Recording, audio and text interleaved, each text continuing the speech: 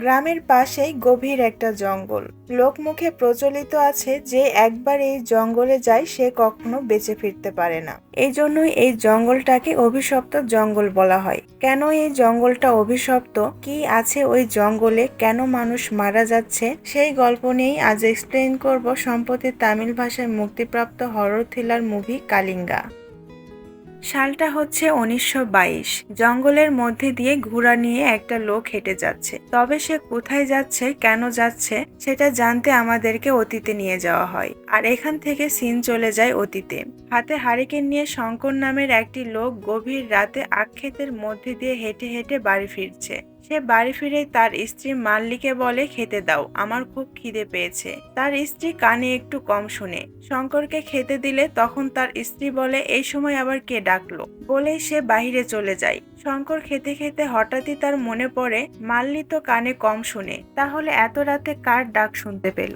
এটা ভেবে সে মাল্লিকে খুঁজতে বেরিয়ে পড়ে। মাল্লিকে অনেক খোঁজাখুঁজির পর সে আখক্ষেতের মধ্যে যেয়ে দেখে সেখানে মাল্লি দাঁড়িয়ে আছে। হারিকেনটা উঠাতেই দেখে মাল্লি তার নিজের হাত কেটে নিজেই খাচ্ছে। এটা দেখে সে ভীষণ ভয় পেয়ে সেখান থেকে দেয় দৌড়। পরের দৃশ্যে আমাদেরকে দেখানো হয় একটা লোক সাইকেল নিয়ে কোথাও যাচ্ছে। হঠাৎই সে সাইকেল থামিয়ে দেয় এবং সাইকেল থেকে নেমে একটা গাছের কাছে যে নিজের মাথা গাছের সাথে আঘাত করতে করতে সেখানেই মারা যায়। এরপরই আমাদেরকে একটা নাপিতকে দেখানো হয়। সে একটা লোকের দাড়ি সেভ করে দিচ্ছে। পাশেই কয়েকটা মেয়ে খেলা করছে। হঠাৎই নাপিত দেখে তার খুরটি নেই। সে অবাক হয়ে যায়, খুর এখান থেকে কোথায় গেল। তারপর সে দেখে একটা মেয়ে সেই খুর নিয়ে নিজের কান কেটে নিজেই চিবিয়ে চিবিয়ে খাচ্ছে।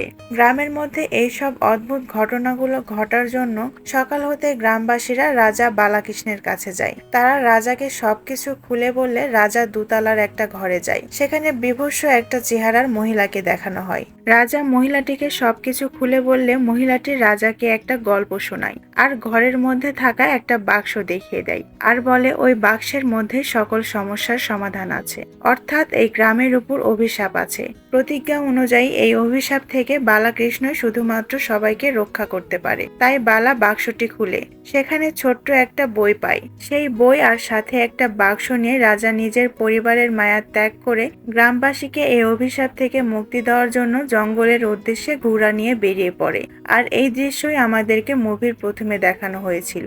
রাজা বালাকৃষ্ণের এখন একটাই উদ্দেশ্য, এই অভিশাপ থেকে তার প্রজাদেরকে রক্ষা করতে হবে। আর সেই জন্য তাকে একটা অস্ত্র খুঁজে বের করতে হবে। আর সেই লক্ষ্য নিয়ে রাজা বালাকৃষ্ণ জঙ্গলের দিকে এগিয়ে যেতে থাকে। এরপরে সিন চলে আসে বর্তমানে। গ্রামের ঐতিহ্য অনুযায়ী কেউ মারা গেলে তার বডি প্রকৃতির কাছে সমর্পণ করতে হয়। তাই কিছু লোক সেই বডিটি নিয়ে জঙ্গলের ভিতরে এসেছে। এটা হচ্ছে এই জঙ্গলের বর্ডার। এই বর্ডারের ওই পাশ থেকেই হচ্ছে অভিশপ্ত জায়গা। এই বর্ডার কেউ যদি পার হয় আর 2 মিনিটের মধ্যে ফিরে না আসে তাহলে সে সেখান থেকে আর কখনোই জীবিত ফিরতে পারে না। এই বিষয়টি মাথায় রেখে তারা সকল নিয়ম পালন করে সেখানে বডিটি রেখে তাড়াতাড়ি করে চলে আসে। এরপরে বিভৎস একটা কিছু বডিটিকে টেনে জঙ্গলের মধ্যে নিয়ে যায়। সিন চলে যায় জমিদার বাড়িতে। ইনি হচ্ছে জমিদার রেড্ডি। পাশের গ্রামের একটা লোক জমিদারের কাছে তার জমির কাগজটি বন্ধক রেখে টাকা নিয়েছিল। সুদ সমেত সব টাকা সে সুদও করে দিয়েছে। তাই জমিদারের কাছ থেকে জমির কাগজ ফেরত নিতে এসেছে। কিন্তু রেড্ডি বলে, এত দূর থেকে এসেছো, আগে খাওয়া দাওয়া করো, তারপর এই বিষয়ে কথা হবে। খাওয়া দাওয়া করে উঠলে লোকটি আবারও তার জমির কাগজ ফেরত চায়। রেড্ডি এবার সরাসরি না বলে দেয়। লোকটি জমিদারের পা ধরে বলতে থাকে, দয়া করে আমার জমির কাগজ ফেরত দিন। এই জমিটাই আমার জীবনের শেষ সম্বল আর এই জমি আমার সন্তানের ভবিষ্যৎ। কিন্তু রেড্ডি জমির কাগজ কিছুতেই ফেরত দিবে না। এটা হচ্ছে রেড্ডির ছোট ভাই রাঙ্গা। রাঙ্গা এবার ভীষণ রেগে যে লোকটির গলা কেটে তাকে মেরেই ফেলে। রাঙ্গা মূলত চরিত্রহীন। গ্রামের যেই মেয়ের উপর তার নজর পড়ে জোরপূর্বক তার ঘরে ঢুকে পড়ে। বুঝতেই পারছেন এই দুই ভাই গ্রামের সবার জীবন অতিষ্ঠ করে রেখেছে। এদিকে ঢোল পিটিয়ে ঘোষণা দেওয়া হয় গ্রামের অশুভ শক্তিকে দূর করার জন্য আজ রাতে পূজা করা হবে, তাই যেন কেউ ঘর থেকে বাহিরে বের না হয়। মূলত এই পূজার আনুষ্ঠানিকতা তারা বছরের পর বছর করে আসছে। এরপরে সিন চলে যায় পূজার মণ্ডপে। এই যে মেয়েটিকে দেখতে পাচ্ছেন, মেয়েটির নাম হচ্ছে হচ্ছে পদ্মা, আর এই ছেলেটির নাম হচ্ছে লিঙ্গা। লিঙ্গা মূলত পদ্মাকে পছন্দ করে। এরপরই পূজার অনুষ্ঠানে জমিদার আর তার ছোট ভাই রাঙ্গা আসে। রাঙ্গার নজর পড়ে পদ্মার উপর। পদ্মা সেটা খুব ভালোভাবে বুঝতে পারে। পূজা শেষে জমিদার একটা নোট পণ্ডিতের হাতে ধরিয়ে দিয়ে বলে, পূজার যে দান বাক্সটা আছে সেটা যেন তার বাসায় পৌঁছে দেয়। পণ্ডিতেরও কিছুই করার নেই, যেটা বলেছে সেটা তো করতেই হবে। এরপরে রাতের বেলা শুরু হয় পূজার আসল আনুষ্ঠানিকতা। দুইটা লোককে দেখানো হয়। একটা লোক মশাল হাতে নিয়ে দৌড়াচ্ছে, আর পাশের লোকটি ছাগলের নাড়ি ভুড়ি মুখে নিয়ে মাথায় একটা চালের ঝুড়ি নিয়ে পুরো গ্রামের মধ্যে চাল ছিটাচ্ছে আর দৌড়াচ্ছে। তারা বিশ্বাস করে এটা করলে তাদের গ্রামে অশুভ শক্তি প্রবেশ করতে পারবে না। পরের দিন সকাল হতেই দেখা যায় লিঙ্গা জঙ্গলের ভিতর থেকে একটা বাক্স নিয়ে বেরিয়ে আসছে। আর এই দৃশ্যটা সেই তান্ত্রিক দেখে ফেলে যারা প্রথমেই জঙ্গলের মধ্যে লাশ রাখতে গিয়েছিল। এরপরই আমাদেরকে একটা মহিলা আর একটা বাচ্চা মেয়েকে দেখানো হয়। বাচ্চা মেয়েটি হাতে ঝুনঝুনি বাজাতে বাজাতে জোরে জোরে হেঁটে যাচ্ছে। মহিলাটি প্রেগনেন্ট থাকার জন্য সে খুব জোরে হাঁটতে পারছিল না। কিছু দূর যেতেই বাচ্চা মেয়েটি অনেকটা সামনে এগিয়ে যায়। মহিলাটি বাচ্চা মেয়েকে খুঁজতে থাকে, আর ঠিক তখনই সেই তান্ত্রিকের সাথে মহিলাটির দেখা হয়। তান্ত্রিকটি মহিলাটিকে বলে, তুমি এখানে কি করছো? মহিলাটি বলে, আমার বাপের বাড়ি যাচ্ছিলাম, কিন্তু আমার মেয়ে এই জঙ্গলের মধ্যে ঢুকে পড়েছে। এখন আমি তাকে খুঁজে পাচ্ছি না, তাই আমার মেয়েকে খুঁজছি। তান্ত্রিকটি মহিলাটিকে বলে, এখান থেকে তাড়াতাড়ি চলে যাও, এই জায়গাটা খুব একটা ভালো না। এরপর মহিলাটি সেই ঝুনঝুনির শব্দ শুনতে পায়। শব্দটি অনুসরণ করে কিছু দূর যেতেই দেখে সেই বর্ডারটি, যেই বর্ডারের অপারে যাওয়া নিষেধ। আর সে শব্দটা এই বর্ডারের ওই পাশ থেকেই আসছিল। মহিলাটি কোনো কিছু না ভেবে তার মেয়ের কথা চিন্তা করে সেই বর্ডার পার হয়ে চলে যায়। এরপর সেই তান্ত্রিকের সাথে ছোট বাচ্চা মেয়েটার দেখা হয়। তান্ত্রিক ভাবে বাচ্চা মেয়েটা যদি এখানে থাকে তাহলে ওই মহিলাটি ওইদিকে কি করছিল। এরপরে দেখানো হয় সেই প্রেগনেন্ট মহিলাটি রক্তাক্ত অবস্থায় পড়ে আছে, আর বিভৎস কিছু একটা তাকে টেনে জঙ্গলের মধ্যে নিয়ে চলে যায়। সিন চলে আসে জমিদার বাড়িতে। রাঙ্গা মন খারাপ করে বসে আছে, তাই রেড্ডি এসে জানতে চায় কি হয়েছে। তখনই আমাদেরকে দেখানো হয় রাঙ্গা তার দলবল নিয়ে বাড়ি ফিরছে, আর সেই পথ দিয়ে একটা বৃদ্ধ লোক তার নাতনিকে নিয়ে হেঁটে যাচ্ছিল। রাঙ্গা সেই বাচ্চা মেয়েটিকে দেখে তাকে জোরপূর্বক গাড়িতে উঠাতে চায়, আর ঠিক সেখানে তখন পদ্মা চলে আসে। পদ্মা রাঙ্গার গলায় একটা ধারালো অস্ত্র ধরে মেয়েটিকে রাঙ্গার কাছ থেকে ছাড়িয়ে নেয়। সবকিছু শুনে রেড্ডি বলে, এই অপমানের বদলা তো নিতেই হবে। যদি সে পুরুষ হয় তাকে খুন করতে হবে, আর যদি মহিলা হয় তাহলে তার সম্মানহানি করতে হবে। কি একটা অবস্থা! কোথায় নিজের ভাইকে শাসন করবে তা নয়, বরং তাকে লেলিয়ে দিচ্ছে। সিন চলে যায় পদ্মার বাড়িতে। পদ্মার মা পদ্মাকে বলে, বাহিরে কিসের শব্দ হচ্ছে, দেখে আয় তো। পদ্মা বাইরে গেলে সেখানে রাঙ্গা চলে আসে। রাঙ্গা জোরপূর্বক পদ্মাকে জঙ্গলে উঠিয়ে নিয়ে যায়। সেই পথ দিয়েই তখন লিঙ্গা আর তার বন্ধু শিবা যাচ্ছিল। রাঙ্গার লোকজনদের সাথে লিঙ্গার অনেক মারামারি হয়, আর এই ঘটনার পর থেকে লিঙ্গার সাথে পদ্মার লাভ স্টোরি শুরু হয়। আর এই বিষয়টা গ্রামের অনেকেই জানতো।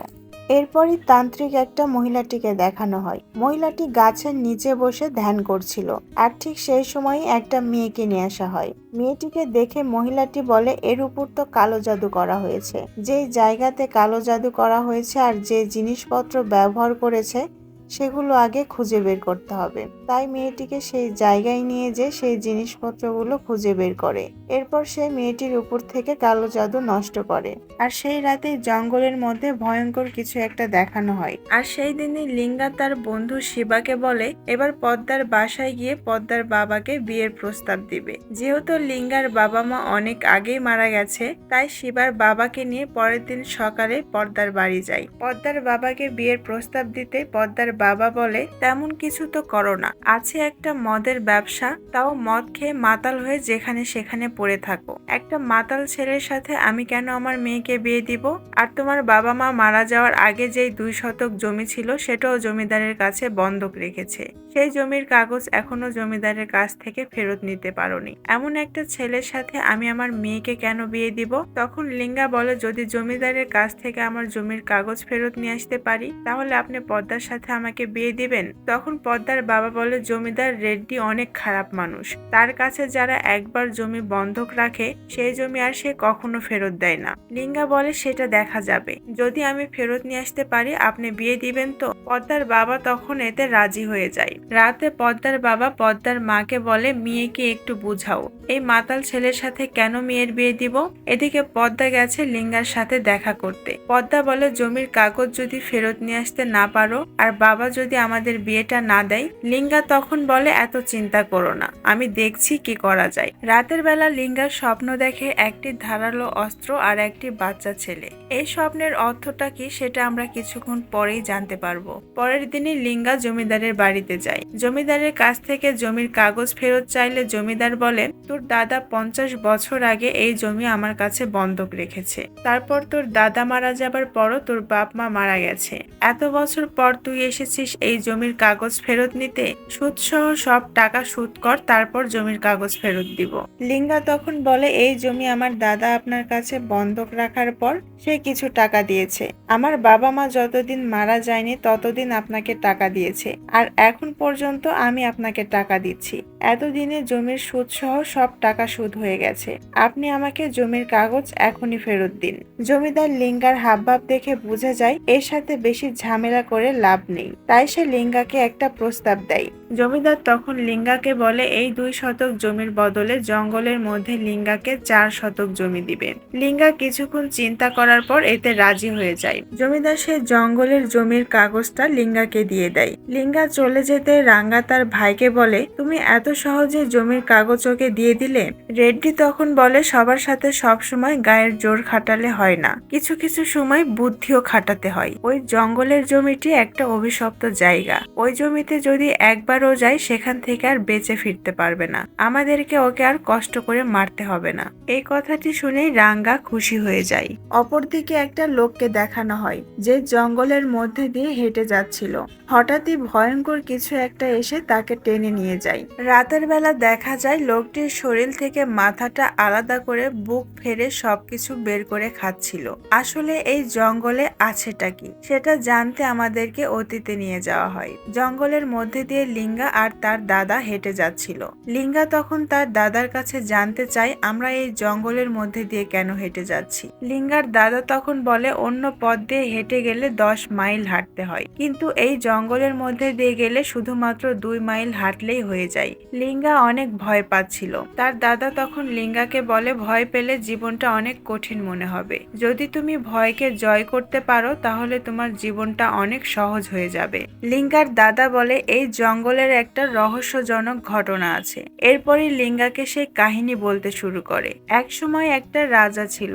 সেই রাজা বিভিন্ন রাজ্যের প্রজাদের উপর অনেক অত্যাচার চালাতো। তার এই অমানবিক অত্যাচারের জন্য অনেকগুলো রাজ্য ধ্বংস হয়ে গেছিল, আর তার অনেক উত্তরাধিকারীরাও মারা গিয়েছিল। সেই রকমই একটা রাজ্য ছিল কালিঙ্গা রাজ্য।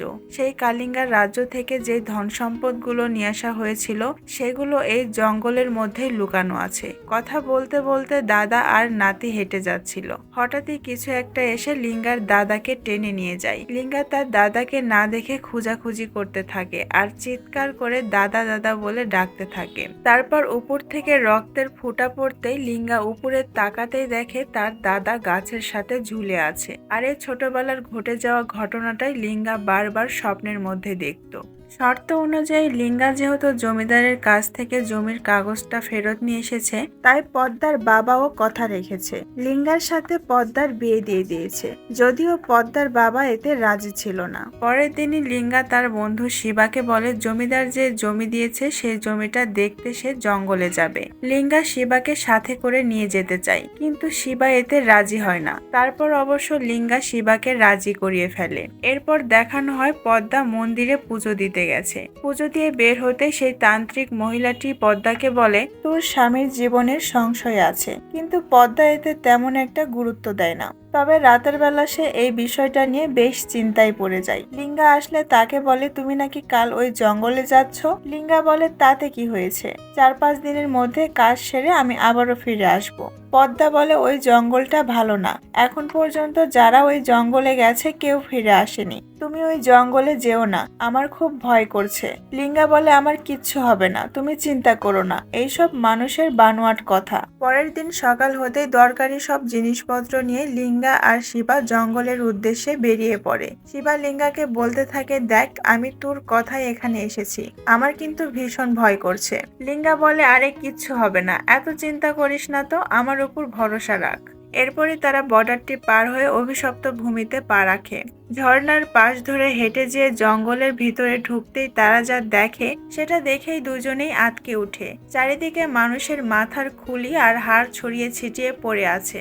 এদিকে বিয়ের মাত্র 3 দিন হয়েছে, পদ্মাকে একা রেখে লিঙ্গা অভিশপ্ত জঙ্গলে চলে গেছে। এটা জানতে পেরে পদ্মার বাবা বলে, কেমন ছেলের সাথে বিয়ে দিলাম, আমার মেয়েকে একা রেখে সে অভিশপ্ত জঙ্গলে চলে গেছে। পদ্মার মা বলে, তুমি তো সত্য দিয়েছিলে, জমিদারের কাছ থেকে জমির কাগজ যদি ফেরত নিয়ে আসতে পারে তাহলে বিয়ে দিবে। ও ফেরত নিয়ে এসেছে, বিয়ে হয়েছে, এসব কথা এখন বাদ দাও। এদিকে লিঙ্গা আর শিবা ওই জমিটি খুঁজে বের করেছে। শিবা তখন লিঙ্গাকে বলে, জমি তো খুঁজে বের করেছি, চল এখন বাসায় ফিরে যাই। কিন্তু লিঙ্গা বলে, আমার সাথে আয়, আরো কিছু কাজ বাকি আছে। এটা বলে লিঙ্গা শিবাকে জঙ্গলের আরো গভীরে নিয়ে যায়। সেখানেও মানুষের মাথার খুলি আর হাড় ছড়িয়ে ছিটিয়ে পড়ে আছে। আবার ভয়ানক একটি হাত বারবার শিবার দিকে এগিয়ে আসছে, কিন্তু তাকাতেই উধাও। লিঙ্গা শিবাকে ঝর্ণার পাশে নিয়ে যায়। সেখানে তারা দুইজন আগুন জ্বালিয়ে বসেছিল। শিবা লিঙ্গাকে আবারও বলে, কাজ তো শেষ, সাথে কোনো খাবারও নেই, এখানে রাত কাটানোর কি দরকার, চল বাড়ি ফিরে যাই, তুই কি প্ল্যান করছিস বলতো। কিন্তু লিঙ্গা বারবার কথাগুলো এড়িয়ে যাচ্ছিল। এদিকে পদ্মা স্বপ্ন দেখছে লিঙ্গার উপরে কিছু একটা আক্রমণ করেছে। স্বপ্নটা দেখে পদ্মা অনেক চিন্তায় পড়ে যায়। এদিকে সকালে শিবার ঘুম ভাঙতেই দেখে লিঙ্গা সেখানে নেই। কিছুক্ষণ খোঁজাখুঁজির পর অবশ্য লিঙ্গা ফিরে আসে। আবার রাঙ্গা তার ভাই রেড্ডিকে বলে, তুমি বলেছিলে ওই জঙ্গলে গেলে কেউ আর ফিরে আসতে পারে না, 2 দিন হলো লিঙ্গা জঙ্গলে গেছে, এখনো তো ওই মারা গেছে তার কোনো খবরই পেলাম না। রেড্ডি বলে, ওই জঙ্গলটা অনেক ভয়ঙ্কর, ওখান থেকে ফেরার কোনো রাস্তা নেই, খামোখা এগুলো নিয়ে চিন্তা করিস না। রাতের বেলা রাঙ্গা পদ্মার কাছে যায়। রাঙ্গা পদ্মাকে বলে, তোর স্বামী তো কখনোই জঙ্গল থেকে ফিরে আসবে না, দরকার হলে আমি ওকে জঙ্গলে যেয়ে মেরে ফেলবো, আর তোকেও এখানে শান্তিতে থাকতে দিব না। এদিকে লিঙ্গা ঘুমিয়েছিল। পদ্মা লিঙ্গাকে ডাকতে ডাকতে বলে, তাড়াতাড়ি উঠো, এখান থেকে চলো, ওরা তোমাকে মেরে ফেলবে, বলেই তাকে টানতে টানতে একটা জায়গায় নিয়ে যায়। লিঙ্গা এবার বুঝতে পারে পদ্মা এখানে কোথা থেকে আসবে, এটা তো পদ্মা না, এটা অন্য কিছু।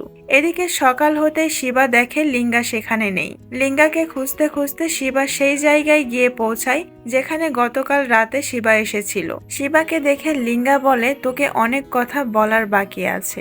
এখানে লিঙ্গার কথাই আমরা আরো অনেক কিছু জানতে পারি। ছোটবেলায় লিঙ্গার দাদা লিঙ্গাকে এই বাক্সটা দেখিয়ে বলেছিল, এই বাক্সটা তোর মা মারা যাবার আগে তোর জন্য রেখে গেছে।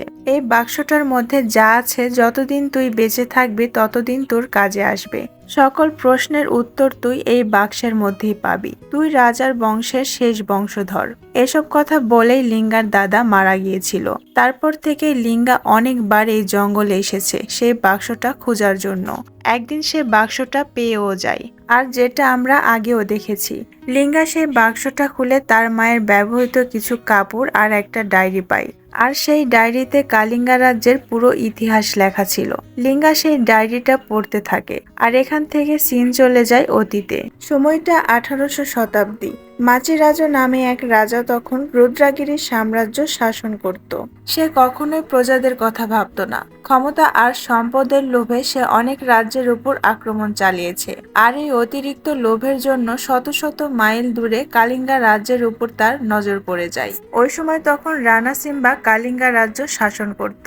মাচিরাজও বারবার কালিঙ্গা রাজ্যের উপর আক্রমণ করলেও রানা সিম্বার শক্তির কাছে সে বারবার পরাজিত হয়ে যায়। বারবার পরাজিত হতে হতে হঠাৎই একদিন তার মৃত্যু হয়। তখন মাচিরাজুর ছেলে বাইলুরু এই রাজ্যের দায়িত্ব নেয়। তারপর বাবার ইচ্ছা পূরণ করার জন্য আবারও কালিঙ্গা রাজ্য আক্রমণ করে, কিন্তু সেও বাবার মতো পরাজিত হয়। এরপর সে ভাবে মানুষের শক্তির পাশাপাশি তার শয়তানি শক্তিরও প্রয়োজন।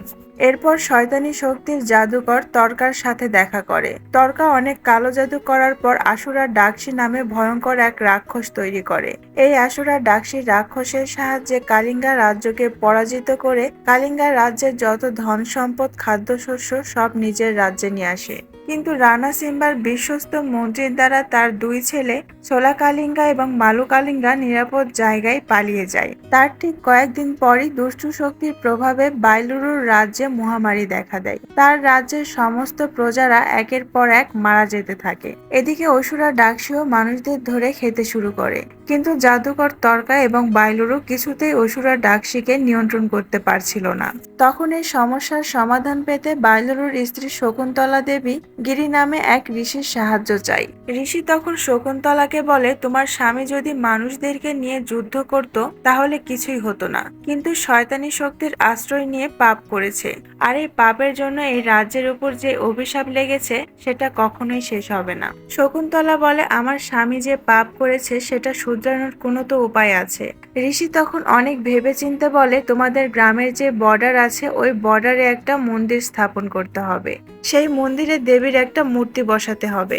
একবার মূর্তি স্থাপন হয়ে গেলে পূজা করে দেবীর কাছে ক্ষমা চাইতে হবে, তাহলে ওই দেবী আর তোমাদের গ্রামে কোনো দুষ্ট শক্তি প্রবেশ করতে দিবে না। তবে 100 থেকে 120 বছর পর এই ঘটনাগুলো আবারও ঘটতে থাকবে। তখন এক পূর্ণিমার রাতে এখান থেকে 100 মাইল দূরে পাতালগঙ্গার গুহা হতে কালিঙ্গা রাজ্য থেকে তোমরা যে ধন সম্পদ আর দেবীর মূর্তি লুট করে এনেছিলে সেগুলো ফেরত দিতে হবে, আর রাজার বংশের কাউকে জীবন উৎসর্গ করতে হবে, তাহলে এই সমস্যার সমাধান হয়ে যাবে।